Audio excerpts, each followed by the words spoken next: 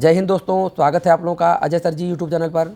दोस्तों, कुछ मित्रों का प्रश्न था कि सर शिक्षक भर्ती का इंतज़ार काफ़ी लंबे समय से करते करते हौसला टूटता चला जा रहा है और शिक्षक भर्ती नहीं आ पा रही है, क्या करें।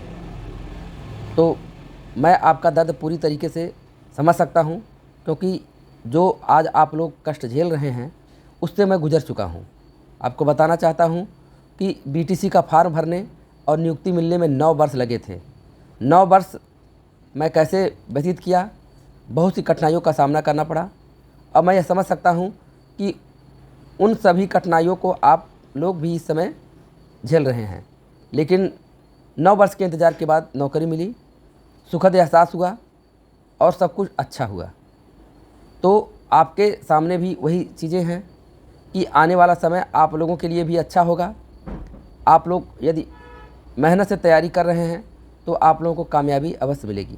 मैं कुछ अपना दृष्टांत बताता हूं कि बीटीसी 2004 निकला था वांट, उसके लिए हम लोग आवेदन किए थे और बीटीसी उस समय एग्ज़ाम पे था कि इसका एग्ज़ाम होगा, लेकिन सरकार ने पॉलिसी को चेंज कर दिया और उस बीटीसी 2004 को मेरिट पे कर दिया। पहले तो एग्ज़ाम बेस पे था, बाद में यह हुआ कि अब इसको मेरिट बेस पे ही करवाएगी गवर्नमेंट।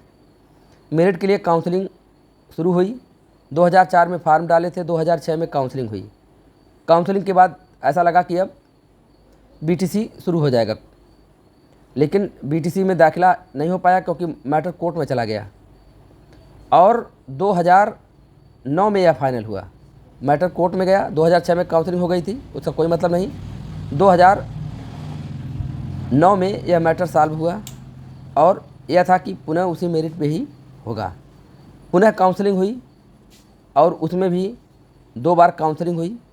तो मेरा द्वितीय काउंसलिंग में हुआ था। पहले काउंसलिंग में मेरिट कम थी, दूसरी काउंसलिंग मेरिट, क्योंकि पहली काउंसलिंग में जब कुछ रिक्त पद हुए तो दूसरी काउंसलिंग में मौका मिला।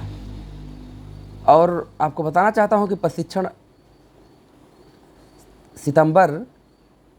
सितंबर या अक्टूबर 2011 में समाप्त हुआ था। उसी बीच आपको पता होगा कि 27 जुलाई 2011 को टीईटी उत्तर प्रदेश में भी लागू हो गई और हम लोग बीटीसी 2004 बैच का जो पहला बैच था वह जुलाई 2011 में नियुक्ति पा गया। 27 जुलाई 2011 के पहले उनकी नियुक्ति हो गई, तो टेट उन पर लागू नहीं हुआ और मेरा रिजल्ट आया अगस्त या सितंबर 2011 में और टीटी के दायरे में हम लोग आ गए। कुछ लोग कोर्ट केस भी किए कि एक ही बैच है और एक ही बीटीसी 2004 बैच, 2 बैच के नाते ऐसा हुआ कि एक बैच को बिना टीटी के नौकरी मिली। मैटर कोर्ट में था, लेकिन कुछ उससे हुआ नहीं। 27 जुलाई 2011 के बाद जितनी भी नियुक्तियाँ हुई सब टेट के दायरे में आ गई। और आपको बताना चाहता हूँ कि 72,825 का वांट आया, उसमें हम लोग फार्म अप्लाई किए बीटीसी करके। बीएड करके भी लोग उसमें अप्लाई हुए थे, बीटीसी करके हम लोग भी अप्लाई किए, क्योंकि दोनों के लिए एक ही विज्ञापन था।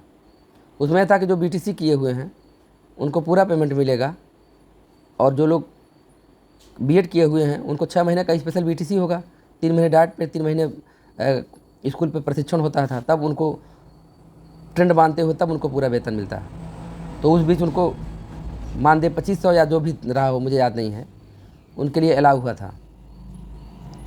तो उसमें से कुछ लोग कोर्ट बीटीसी वाले किए कि एक ही विज्ञापन पे 2 लोगों को, एक ट्रेंड एक अनट्रेंड को कैसे मौका मिल रहा है। उस बेस पे विज्ञापन अलग हुआ और आपको बताना चाहता हूँ कि जा कर के 2013 फरवरी 2013 में जा कर के नियुक्ति मिली और 2004 में हम लोग फार्म डाले थे। तो देखा जाए तो 9 वर्ष का काफ़ी लंबा गैप हम लोग झेले। टेट पास करने के बाद भी नौकरी की कोई गारंटी नहीं थी।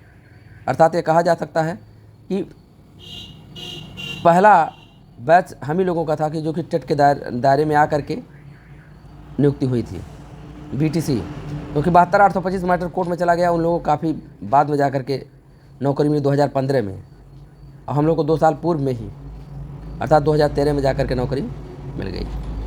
तो इसीलिए मैं आपके दर्द को महसूस कर सकता हूँ और आपको मैं सांत्वना देता हूँ। आप कहते हो, बहुत लोग सोचते होंगे कि कहना, बहुत लोग कहते भी हैं कमेंट में, कहना आसान है, जिसके ऊपर बीतती है वह जानता है। तो कहना अन्य लोग अगर कहते हैं तो उनके लिए आसान हो सकता है, लेकिन मेरे लिए नहीं, क्योंकि मैं उस एक एक दिन को कैसे गुजारा हूँ। 9 वर्ष का समय बहुत बड़ा समय होता है, आप खुद सोच सकते हैं। लेकिन 9 वर्ष कट गए और फिर अच्छा समय आया।